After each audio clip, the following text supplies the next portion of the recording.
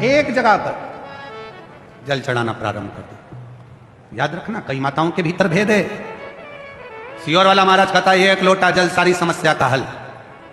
कई माताएं हैं जो आज तक पूरा एक लोटा जल शिव जी को चढ़ा ही नहीं पाई है। मंदिर जाती है, गणेश जी दिख जाते हैं, पहले उनको चढ़ा देते हैं। पास में पार्वती जी बैठी मिल जाती है, उनको चढ़ा देती है। उसी में से जल फिर शंकर जी को चढ़ाती है, थोड़ा थोड़ा थोड़ा कार्तिक को भी चढ़ा देती है, फिर उसी में से जल शिव जी को चढ़ा देती है। अब सियोर वाला बाबा तो के थक गया, एक लोटा जल सारी समस्या का हल। शंकर जी बोले रोज कहती है मेरी मुराद पूरी करो, मेरी मुराद पूरी करो। भगवान के एक लोटा जल तो चढ़ा और सबसे कह रही है मैं रोज जाती हूं एक लोटा जल लेकर। सही में कितना समय हो गया? 3 महीना, 4 महीना, 6 महीना, 8 महीना। अच्छा, एक लोटा जल? हाँ। अरे तुमने चढ़ाया कब?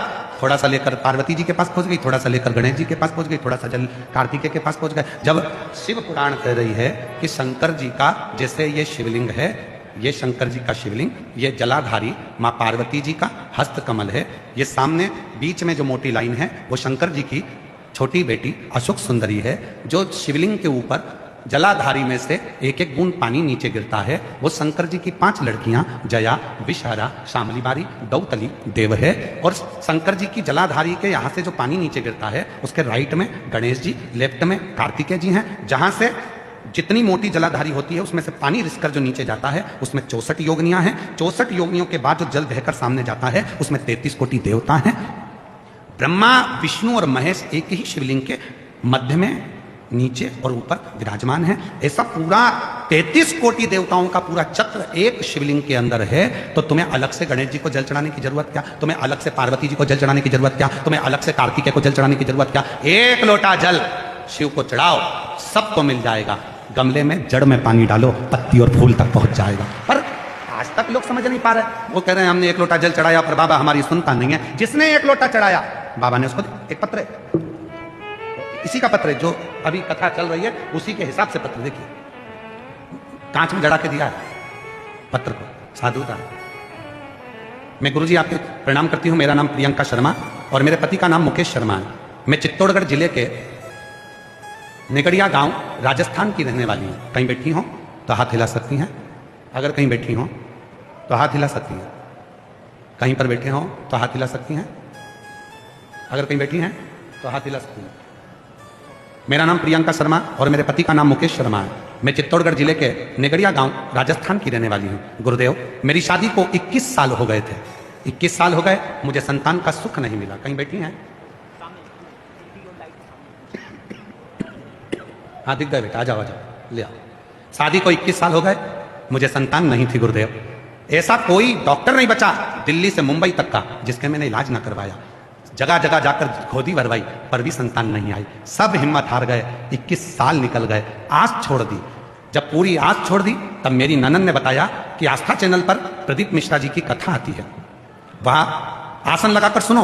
मैंने सुनना चालू किया। मैंने एक दिन की कथा कोटा के पंडाल में बैठकर सुनी और वहीं पर बाबा से अपनी प्रार्थना करी। गुरुजी, आप कहते हो कि कथा के पंडाल में वही जाता है जिसको शिव जी को कुछ देना होता है। मैंने भी सोचा मुझे बाबा ने अगर कोटा में कथा सुनने बुलाया है तो मुझे भी कुछ गिफ्ट जरूर देगा। मैं कोटा में पहुंच गई, एक दिन की कथा वहां सुनी। वहां के पंडाल की मिट्टी को आरती के बाद अपने गर्भ पर लगाया, बाबा को प्रणाम करा, वहां से लौट कर आ गई। गुरुदेव, मंदिर रोज जाने लगी, झाड़ू लगाने लगी, पोछा लगाने लगी, रोज जल चढ़ाने लगी और सफेद आंकड़े की जड़ का प्रयोग करा। कुबेरेश्वर धाम गई, वहां कंकर शंकर की पूजन करी और रुद्राक्ष भी लिया। उसे रोज तांबे के कलश में गलाकर भोलेनाथ पे चढ़ाकर आचमन करती। 3 महीने बाद फिर से सफेद आंकड़े की जड़ का फिर प्रयोग करा और बाबा की ऐसी कृपा हो गई। गुरुदेव, 21 साल के बाद मेरे गर्भ से 3 जनवरी 2024 को मेरे गर्भ से बच्चे ने जन्म लिया। मैं बाबा को प्रणाम करती हूँ। 21 साल के बाद मेरे बाबा ने मेरी झोली भर दी।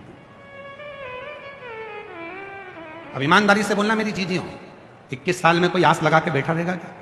21 साल में किसी को, बाबा जरा विचार करना कि 21 साल बाद किसी को संतान हो सकती है क्या? शादी के 21 साल बाद यहाँ तो दुनिया 2 साल 5 साल में हिम्मत हार जाती है। इसने भी हिम्मत हार दी थी, पर इसकी ननन ने कहा तू आसन लगाकर कथा तो सुन। टीवी के सामने बैठकर आसन लगाकर कथा सुनी। कोटा में पहुंच गई कथा सुनने के लिए। वहां की मिट्टी, हम आपसे भी कहते हैं जिनको जल्दी है वो कथा में बिल्कुल मत आओ। आप में से कई माताएं भाई बहन ऐसे हैं जिनको ट्रैफिक में फंस जाएंगे, जल्दी निकल जाए, जल्दी निकल जाए। और भगवान ने एक दिन सोच लिया कि तुझे बहुत जल्दी है तो मैं ऊपर ले जाने की भी जल्दी कर दूं। तो क्यों जाना जल्दी? किसी भी कार्य में जल्दी नहीं करना।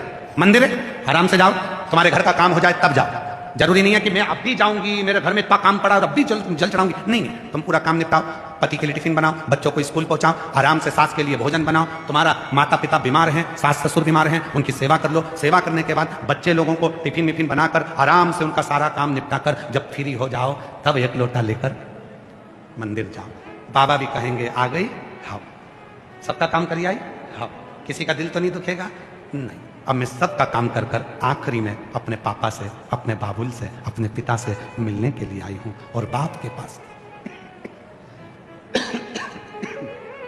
बाप के पास हमेशा, बोलो बोलो, जितने बैठे हो सत्य बोलना, बाप के पास हमेशा छुट्टियों में जाया जाता है। उसी तरह घर का पूरा काम निपट जाए, छुट्टी हो जाए काम की, तब अपने बाप के पास जाकर बैठो।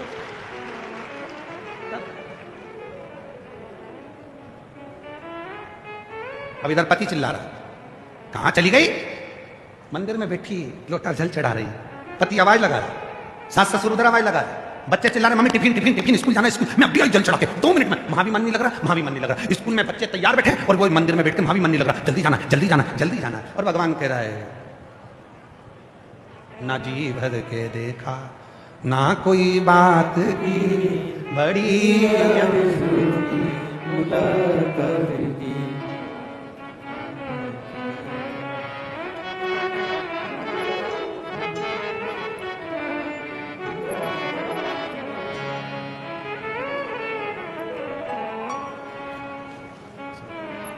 जोरदार ताली बजाओ, 21 साल के बाद आए।